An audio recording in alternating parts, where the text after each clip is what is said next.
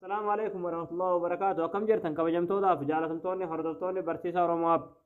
الحمد لله يعني نجاكوت نجاني كي خنجار الله هنك بجارا بكتير تمرس نجاو دعوتوتن كي فيديو راكن كيسة أبليكيشن جايبة تكوني والسن برسيسا. آبين كوني فايدة أفروف كيسة كبا يمكن وان أفروف سنفايدة تكفى كاميرا تصات إنما ورا بودا سنفايدة جودا وان بربادن تكو سالماتي تصمانجة جودا وصونم تكو سنرات تنبيهن shaashaa keessan ofii gootanillee yookiin shaashaa keessanillee cuftanii jechuudha. Kaameraa dhoksaatiin nama waraabuu ni dandeessanii. Lammaffaa yeroo namni isinii bilbilu yookiin yeroo namatti bilbiltan sagalee san isiniif waraabu jechuudha. Sagalee isin haasoftan jechuudha namaa waliin isinii galee. Sagalee yeroo namaa waliin haasoftan isiniif waraabaa jechuudha waan isin nama sanii waliin haasofte jechuudha isinii galee. Sadaffaa yoo bilbilli keessan rakkoo tokko isin jalaa godhate bilbila keessan kana iskiriin riikardii waraabdanii jechuudha fuula isaa kana jechuudha waraabdanii rakkina keessan bakka rakkatan bakka isin dhibesan viidiyoo iskiriinii fuula jawwaala keessanii waraabdanii namaaf itti erguu dandeessanii. Afuraffaa ammallee riikardii of waraabuu dandeessan. Riikardii yeroo isin hin jiru fakkeenyaaf riikardii aayidiyoodha walaloo garagaraadha jechoota garagaraadha jechuudha isinii galee jechoota garagaraadha ittiin haala bareedaa ta'een jechuudha kwaalitii qulqulluudhaan akka ajaa'ibatti of waraabuu dandeessan jechuudha sagalee teessan jechuudha isinii galee. Egaa daawwattootaan kiyyaa aappii kana faayidaan isaa hedduudha waan baay'eedhaaf isin fayyada jechuudha. Haala itti fayyadama isaa haala itti daawuloodii godhataniin isin barsiisa. Egaa daawwattootaan kiyya gama barumsaatiin darbuun duratti warroonni YouTube chaanaala keenyaaf haarootaa tan baga nagaan dhuftan jechaa barumsa dabalataa argachuudhaaf chaanaala keenya sabskiraayib gochuun dirqamadha. Yeroo sabskiraabii gootan barumsi asirratti dabarsinu guyyaan guyyaan nama dura akka isin bira ga'uuf mallattoo notifikashinii sana killik itti godhaadha achi booda ool kajettu irra kaayyadhaadha. Barumsi keenya yoo isinitti tolee isin gammachiise viidiyoo keenya laayik sheer gootanii namoota baay'ee biraan ga'uun dirqamadha. Egaa gabanumaan hanga barumsaa isin dabarsaa hanga xumura viidiyoo kiyyatti obsaan faana turaan hordofaa isiniin jedha.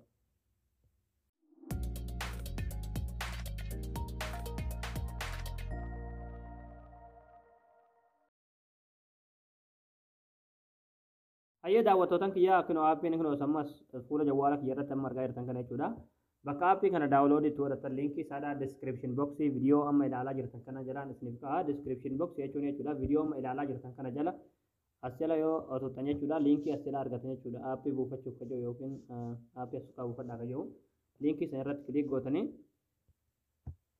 achi booda haala kanaan weebsaayitii keenya kanarra sin fida achi booda as gadirra buusan jechuudha. Suuta sirra gadanii deemtanii sirra suuta gad deemtanii asirratti kunoo daawulood ka jiru jira jechuudha. Barreeffama guddaadhaan kan barraa'e jechuudha. Irratti kilikni gootanii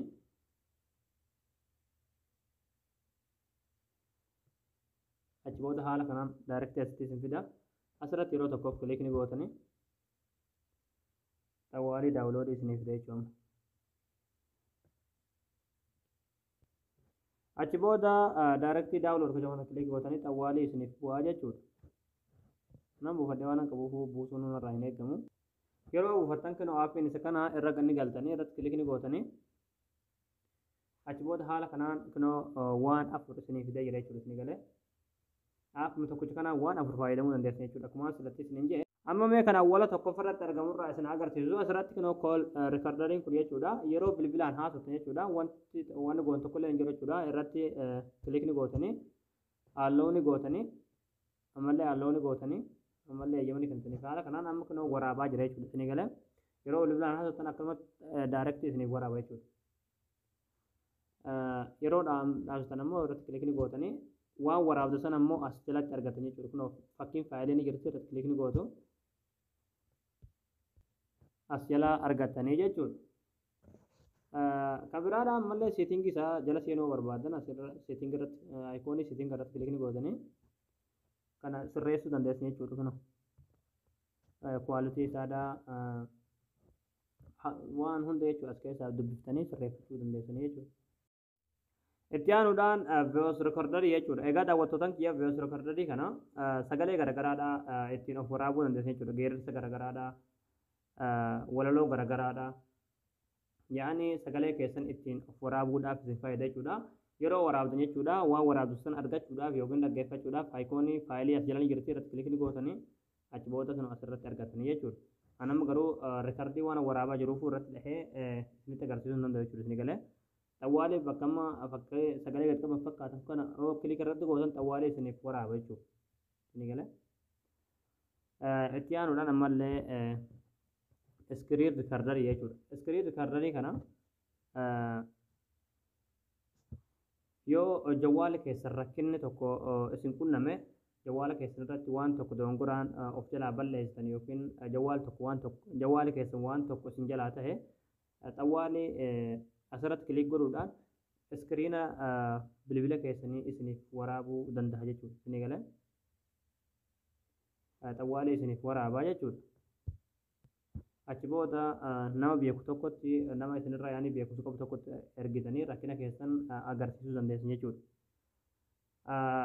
Afuraffaan itti aanuudhaan kunoo viidiyoo riikardar ka jiru kananni viidiyoo riikardarii kan ammoo viidiyoo dhossaa yoo nama waraabuu barbaaddan yookiin waan tokko dhossaadhaan waraabuu yoo barbaaddan jechuudha. Isin galee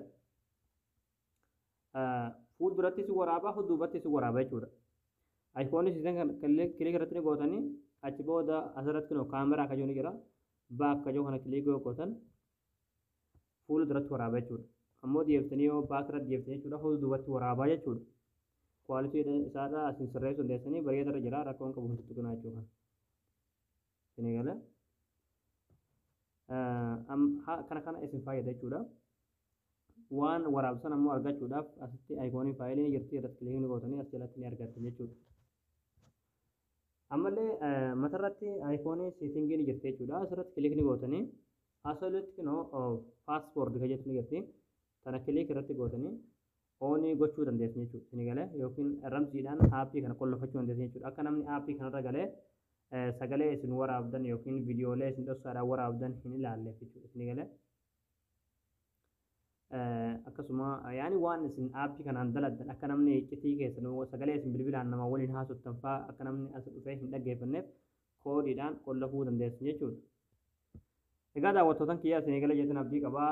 Aappiin kun faayidaan isaadhaa hedduudha. Isin sirriitti egaan hangana isin karaa isaadhaa isinitti agarsiise sirriitti isin jala bu'aatii waan isaadhaa hunda hubadhaadhaa baradhaadhaa itti fayyadamaadha. Barnoonni keenya kanarraa asirratti raawwataa barumsa dabalataa argachuudhaaf viidiyoo keenya namni baay'een argee kan raafatamu laayik sheer gootanii namoota baay'ee biraan ga'uun tokko sanaadha. Barumsa birootiin haga walitti deebinutti waan hordoftaniif galatooma.